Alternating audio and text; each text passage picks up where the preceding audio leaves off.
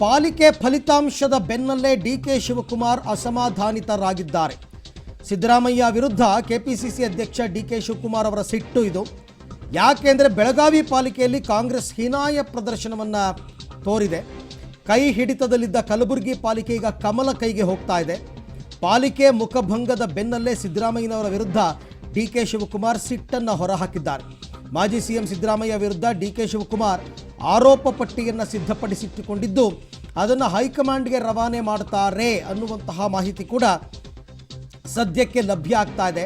ಅಂದರೆ ಪಾಲಿಕೆಯ ಫಲಿತಾಂಶದಲ್ಲಿ ಕಾಂಗ್ರೆಸ್ನ ಹೀನಾಯ ಪ್ರದರ್ಶನಕ್ಕೆ ಸಿದ್ದರಾಮಯ್ಯನವರು ಪ್ರಚಾರಕ್ಕೆ ಬರದೇ ಇರೋದೇ ಕಾರಣ. ಸಿದ್ದರಾಮಯ್ಯನವರು ಪ್ರಚಾರದ ಸಂದರ್ಭದಲ್ಲಿ ಬೇಕು ಅಂತಲೇ ಪ್ರಕೃತಿ ಚಿಕಿತ್ಸಾ ಕೇಂದ್ರಕ್ಕೆ ಹೋಗಿ ಕೂತ್ಕೊಂಡ್ರು. ಕಾರಣವಿಲ್ಲದೆ ಆ ಟೈಮ್ನಲ್ಲಿ ಅಲ್ಲಿಗೆ ಹೋದರು. ಅವರು ಬಂದಿದ್ದರೆ ಪ್ರಚಾರವನ್ನು ಮಾಡಿದ್ದಿದ್ರೆ ಫಲಿತಾಂಶ ಬೇರೆ ಆಗ್ತಾ ಇತ್ತು ಅನ್ನುವಂತಹ ಮಾತುಗಳು ಈಗ ಎಲ್ಲ ಕಡೆ ಕೇಳಿ ಬರ್ತಾ ಇದೆ. ಹಾಗಾಗಿ ಈಗ ಡಿ ಕೆ ಶಿವಕುಮಾರ್ ಅಸಮಾಧಾನಿತರಾಗಿದ್ದಾರೆ. ಇದೇನು ಬೇಕು ಅಂತ ಅವ್ರು ಮಾಡಿದ್ರಾ ಅಥವಾ ಇಲ್ವಾ ಅದು ಬೇರೆ ವಿಚಾರ. ಆದರೆ ಹೈಕಮಾಂಡ್ಗೆ ಈಗ ಚುನಾವಣೆ ಸಂದರ್ಭದಲ್ಲಿ ಈ ರೀತಿ ಮಾಡ್ತಾ ಇದ್ದಾರೆ ಅಂತ ಆರೋಪ ಪಟ್ಟಿ ಸಲ್ಲಿಸೋದಕ್ಕೆ ರೆಡಿಯಾಗಿದ್ದಾರಂತೆ. ಪ್ರಮುಖ ಪಾಲಿಕೆ ಚುನಾವಣೆ ಸೋಲಿಗೆ ಅಸಹಕಾರ ಕಾರಣ ಅಂತ ಅವ್ರು ಹೇಳ್ತಾ ಇರೋದು. ಯಾರ ಅಸಹಕಾರ? ಸಿದ್ದರಾಮಯ್ಯನವರು ಚುನಾವಣೆಯಲ್ಲಿ ನಮಗೆ ಸಹಕಾರ ಕೊಡಲಿಲ್ಲ, ಹಾಗಾಗಿ ಈ ಪಾಲಿಕೆಯಲ್ಲಿ ನಮಗೆ ಸೋಲುಂಟಾಯಿತು ಅಂತಕ್ಕಂಥದ್ದು ಅವರ ಮೊದಲ ಆರೋಪ.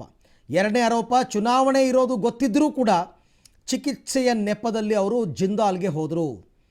ಆ ಟೈಮ್ನಲ್ಲಿ ಅವರು ಪ್ರಚಾರಕ್ಕೆ ಬರಬೇಕಾಗಿತ್ತು. ಬೇಕಾದ್ರೆ ಅದೆಲ್ಲ ಮುಗಿಸ್ಕೊಂಡು ಆಮೇಲೆ ಅಡ್ಮಿಟ್ ಆಗಿದ್ರೆ ಅದೊಂಥರ, ಆದರೆ ಆ ಟೈಮಲ್ಲೇ ಹೋಗಿದ್ದು ಯಾಕೆ? ಇದು ಇನ್ನೊಂದು ಪ್ರಶ್ನೆ.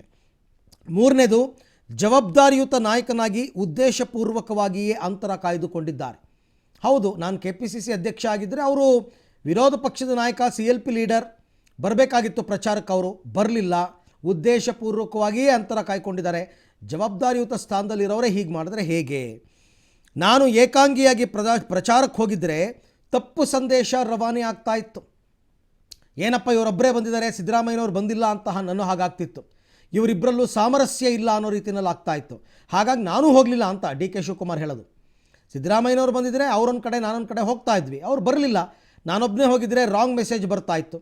ಚುನಾವಣೆ ಸಂದರ್ಭದಲ್ಲಿ ಜಿಲ್ಲಾ ಮಟ್ಟದ ಸಮಸ್ಯೆಯನ್ನು ಬಗೆಹರಿಸೋದಕ್ಕೆ ಅವರು ಸಹಕರಿಸಲಿಲ್ಲ. ಕೆಲವು ಕಡೆ ಎಲ್ಲ ಆಗಿತ್ತು, ಟಿಕೆಟ್ ಹಂಚಿಕೆ ಮತ್ತು ಬೆಳಗಾವಿನಲ್ಲಿ ಕಾಂಗ್ರೆಸ್ ಸ್ಪರ್ಧೆನೇ ಮಾಡೋದು ಬೇಡ, ಈ ಥರದ್ದೆಲ್ಲ ಇತ್ತು ಇಶ್ಯೂಗಳು. ಅದನ್ನು ಇಬ್ಬರು ಕೂತು ಬಗೆಹರಿಸಬೇಕಾಗಿತ್ತು, ಆದರೆ ಅದಕ್ಕೆ ಅವರು ಸಹಕರಿಸಲಿಲ್ಲ. ಟಿಕೆಟ್ ಹಂಚಿಕೆಯ ಗೊಂದಲ, ಸ್ಥಳೀಯ ನಾಯಕರಿಗೆ ಬುದ್ಧಿ ಮಾತನ್ನು ಹೇಳಲಿಲ್ಲ. ಸ್ಥಳೀಯ ನಾಯಕರು ಕೂಡ ಕೆಲವರು ಬಂಡಾಯ ಎದ್ದಿದ್ದು ನಿಜ, ಕೆಲವರು ಪ್ರಚಾರಕ್ಕೆ ಬರಲಿಲ್ಲ. ಅವರೆಲ್ಲರಿಗೂ ಬುದ್ಧಿ ಹೇಳಬೇಕಾಗಿತ್ತಲ್ಲ ಈ ಟೈಮಲ್ಲಿ. ಆ ಕೆಲಸವನ್ನು ಅವರು ಮಾಡಲೇ ಇಲ್ಲ. ಚುನಾವಣೆ ಹಿಂದಿನ ದಿನ ಪ್ರೆಸ್ ಮೀಟ್ ಮಾಡಿ ಕೈ ತೊಳ್ಕೊಂಬಿಟ್ರು. ಅಲ್ಲ, ಡಿ ಕೆ ಶಿವಕುಮಾರ್ ಮಾಡಿದ್ದು ಅಷ್ಟೇ, ಬೆಳಗಾವಿಗೆ ಹೋಗ್ಬಿಟ್ಟು ಪ್ರೆಸ್ ಮೀಟ್ ಮಾಡಿಬಿಟ್ಟು ಬಂದರು ಅಷ್ಟೇ, ಬೇರೇನೂ ಅವ್ರು ಮಾಡಲಿಲ್ಲ. ಅವ್ರು ಹೇಳ್ತಾರೆ, ಕಾರಣ ಏನು ಕೊಡ್ತಾರೆ ಅಂತಂದರೆ ನಾನೊಬ್ಬನೇ ಮಾಡಿದರೆ ತಪ್ಪಾಗ್ತಾ ಇತ್ತು ಅಂತ. ಪ್ರಯತ್ನ ಪಟ್ಟಿದ್ದರೆ 2 ಪಾಲಿಕೆಯಲ್ಲಿ ಅಧಿಕಾರವನ್ನು ಹಿಡಿಯಬಹುದಾಗಿತ್ತು. ಸಿದ್ದರಾಮಯ್ಯನವರು ನಮಗೆ ಸಹಕಾರ ಕೊಟ್ಟಿದ್ದರೆ ಪಾಲಿಕೆಯಲ್ಲಿ ನಾವು ಅಧಿಕಾರವನ್ನು ಹಿಡಿಯಬಹುದಾಗಿತ್ತು, ಆದರೆ ಅವರು ಸಹಕಾರ ಕೊಡಲಿಲ್ಲ, ಹಾಗಾಗಿ ನಮಗೆ ಸೋಲುಂಟಾಯಿತು ಅಂತ ಈಗ ಡಿ ಕೆ ಶಿವಕುಮಾರ್ ಅವರ ಸಿಟ್ಟು. ಈ ಬಗ್ಗೆ ಮತ್ತಷ್ಟು ಮಾಹಿತಿ ನನ್ನ ಕೊಲೀಗ್ ಸುಕೇಶ್ ಅವರಿಂದ ಪಡ್ಕೊಳ್ಳೋಣ. ಸುಕೇಶ್, ಇವಾಗ ನಡೆದಿರ್ತಕ್ಕಂಥದ್ದೆಲ್ಲ ಲೋಕಲ್ ಬಾಡಿ ಎಲೆಕ್ಷನ್ಸ್.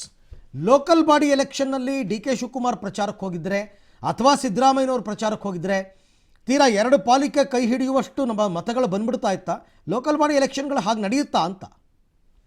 ಅರವಿಂದ್, ಮೊದಲನೇದಾಗಿ ಲೋಕಲ್ ಬಾಡಿ ಎಲೆಕ್ಷನ್ ಬಹುತೇಕ ಸ್ಥಳೀಯ ವಿಚಾರಗಳ ಆಧಾರವಾಗಿ ನಡೆಯುವಂತದ್ದು ಮತ್ತು ಸ್ಥಳೀಯ ಅಭ್ಯರ್ಥಿ ಮತ್ತು ಸ್ಥಳೀಯ ವಿಚಾರಗಳು ಸಾಕಷ್ಟು ಮಹತ್ವವನ್ನು ಪಡೆದುಕೊಳ್ಳುತ್ತೆ. ಆದ್ರೆ ಇಲ್ಲಿ ಬಿಜೆಪಿ ಅವರು ನಡೆಸಿದಂತ ಸ್ಟ್ರಾಟಜಿ ಮತ್ತು ಅವರು ನಡೆಸಿದಂತ ಪ್ರಚಾರವನ್ನ ನೋಡಿದಾಗ ಕಾಂಗ್ರೆಸ್ ನಾಯಕರುಗಳು ಏನಂದ್ರೆ ಏನು ಕೂಡ ಪ್ರಚಾರವನ್ನ ಮಾಡಲಿಲ್ಲ ಅಥವಾ ಪ್ರಚಾರದ ಭಾಗವಾಗಿ ಇರಲಿಲ್ಲ. ಹಾಗಾಗಿ ಸಹಜವಾಗಿ ಈಗ ಕಾಂಗ್ರೆಸ್ ನಲ್ಲಿ ಕೇಳಿ ಬರ್ತದೆ. ಯಾಕಂದ್ರೆ ಒಂದ್ ಕಡೆ ಕಲಬುರಗಿ, ಮತ್ತೊಂದು ಕಡೆ ಹುಬ್ಳಿ ಧಾರವಾಡದಲ್ಲಿ ಈ ಭಾಗದಲ್ಲಿ ನಡೆದಂತಹ ಮಹಾನಗರ ಪಾಲಿಕೆ ಚುನಾವಣೆಯ ಫಲಿತಾಂಶವನ್ನ ನೋಡಿದ್ರೆ ಎಲ್ಲೋ ಒಂದ್ ಕಡೆ ಸ್ಪಷ್ಟವಾದ ಬಹುಮತಕ್ಕೆ ಪ್ರಯತ್ನ ಪಡುವಂತ ಅವಕಾಶ ಕಾಂಗ್ರೆಸ್ಗೆ ಇತ್ತು. ಬೆಳಗಾವಿ ಹೇಗಿದ್ರು ಕೈ ತಪ್ಪಿ ಹೋಗಿರ್ಬೋದು, ಉಳಿದ 2 ಕಡೆಯಲ್ಲಿ ಇನ್ನಷ್ಟು ಪ್ರಯತ್ನ ಪಟ್ಟಿದ್ರೆ ಏನಾದ್ರೂ ಅಧಿಕಾರವನ್ನು ಹಿಡಿಯುವಂತ ಅವಕಾಶ ಇತ್ತು. ಅದು ತಪ್ಪು ಹೋಗಿದೆ ಅನ್ನುವಂಥದ್ದು ಒಂದು ಕಡೆ. ಆದ್ರೆ ರಾಜ್ಯದ ನಾಯಕರಾಗಿರುವಂತವ್ರು ಇಂಥ ಸಂದರ್ಭದಲ್ಲಿ ಸಣ್ಣ ಪುಟ್ಟ ಗೊಂದಲಗಳನ್ನ ಪರಿಹರಿಸೋದಿರ್ಬೋದು ಅಥವಾ ಅಗತ್ಯವಿದ್ರೆ ಒಂದ್ ಕಡೆ ಹೋಗಿ ಬರುವಂತದಿರ್ಬೋದು. ಯಾಕಂದ್ರೆ JDS ನ ವರಿಷ್ಠರಾಗಿರ್ತಕ್ಕಂಥ ಕುಮಾರಸ್ವಾಮಿ ಅವರು ಹೋಗಿ ಬಂದಂತ ರೀತಿ ಇರ್ಬೋದು, ಅಥವಾ ಬಿಜೆಪಿಯ ಬೇರೆ ಬೇರೆ ನಾಯಕರುಗಳು ಪ್ರಚಾರದಲ್ಲಿ ತೊಡಕೊಂಡಂತ ರೀತಿ ಇರ್ಬೋದು. ಕಾಂಗ್ರೆಸ್ನ ಮಟ್ಟಿಗೆ ಹೇಳೋದಾದ್ರೆ ಸದ್ಯಕ್ಕೆ ಡಿ ಕೆ ಶಿವಕುಮಾರ್ ಮತ್ತು ಸಿದ್ದರಾಮಯ್ಯ ಇಬ್ಬರೇ ಅಲ್ಟಿಮೇಟ್ ಲೀಡರ್ ಅನ್ನುವಂತ ರೀತಿಯಲ್ಲಿ ಇರೋದು. ಹಾಗಾಗಿ ಒಂದು ಪ್ರಚಾರದ ಭಾಗವಾಗಿ ಇಬ್ರು ಕೂಡ ಒಂದು ಭೇಟಿಗಳನ್ನ ಕೊಟ್ಟಿದ್ದಿದ್ರೆ ಇನ್ನಷ್ಟು ಬೂಸ್ಟ್ ಸಿಗ್ತಾ ಇತ್ತು ಅನ್ನುವಂಥದ್ದು. ಆದ್ರೆ ಇದೇ ಸಂದರ್ಭದಲ್ಲಿ ಸಿದ್ದರಾಮಯ್ಯ ಅವರು ಚಿಕಿತ್ಸೆಗೆ ದಾಖಲಾಗಿರುವಂತದ್ದೇ ಈ ಎಲ್ಲಾ ಬೆಳವಣಿಗೆಯ ಮೂಲ ಅಂತ ಹೇಳಲಾಗ್ತಿದೆ ಅರವಿಂದ್. ಹಾಗೆ ಸಂಪರ್ಕದಲ್ಲಿರಿ ಸುಖೇಶ್, ನಿಮ್ಮ ಜೊತೆ ನಾನು ಮಾತನಾಡ್ತೀನಿ. ಇದೇ ವಿಚಾರಕ್ಕೆ ಸಂಬಂಧಪಟ್ಟಂತೆ ಇನ್ನಷ್ಟು ಅಪ್ಡೇಟ್ಸ್ ಇದೆ. ಹೈಕಮಾಂಡ್ಗೆ ಒಂದು ಸಂದೇಶವನ್ನು ರವಾನೆ ಮಾಡಿದ್ರ ಸಿದ್ದರಾಮಯ್ಯ, ಅಂದರೆ ಉದ್ದೇಶಪೂರ್ವಕನ ಅಂತ ಅನ್ನಿಸ್ತಾ ಇದೆ ಹಾಗೆ ನೋಡಕ್ಕೆ ಹೋದರೆ. ರಾಜ್ಯದಲ್ಲಿ ಕಾಂಗ್ರೆಸ್ಗೆ ಸಿದ್ದರಾಮಯ್ಯ ಅನಿವಾರ್ಯ ಅನ್ನುವಂತಹ ಸಂದೇಶವನ್ನು ಹೈಕಮಾಂಡ್ಗೆ ರವಾನೆ ಮಾಡಿದ್ರ ಸಿದ್ದರಾಮಯ್ಯ ಅಂತಕ್ಕಂಥ ಒಂದು ಅನುಮಾನ ಇವಾಗ ಮೂಡ್ತಾ ಇದೆ. ಪಾಲಿಕೆ ಫಲಿತಾಂಶವನ್ನು ನೋಡಿದ್ರೆ ಸಿದ್ದರಾಮಯ್ಯನವರು ಪ್ರಚಾರಕ್ಕೆ ಹೋಗದೇ ಇರೋದೇ ಸೋಲಿಗೆ ಕಾರಣವಾಯ್ತಾ?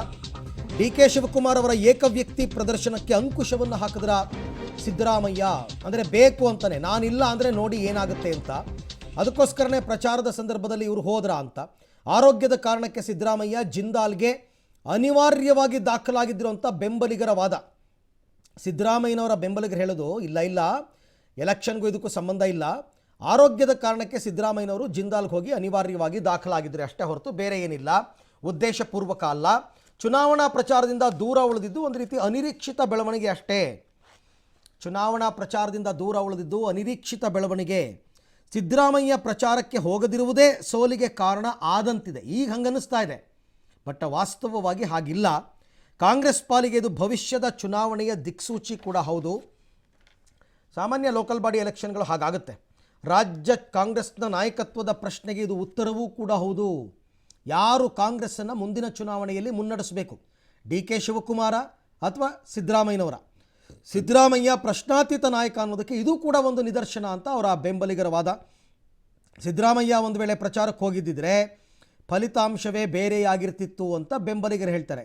ಈ ಬೆಂಬಲಿಗರ ವಾದವನ್ನು ಕೇಳ್ತಾ ಇದ್ದರೆ ಸಿದ್ದರಾಮಯ್ಯ ಬೇಕು ಅಂತಲೇ ಜಿಂದಾಲ್ ಹೋದ್ರಾ, ಬೇಕು ಅಂತಲೇ ಪ್ರಚಾರದಿಂದ ದೂರ ಉಳಿದ್ರಾ, ಹೀಗೆ ಅನ್ನಿಸ್ತಾ ಇದೆ. ಒಂದು ಮೆಸೇಜ್ ಪಾಸ್ ಮಾಡಬೇಕಾಗಿತ್ತು.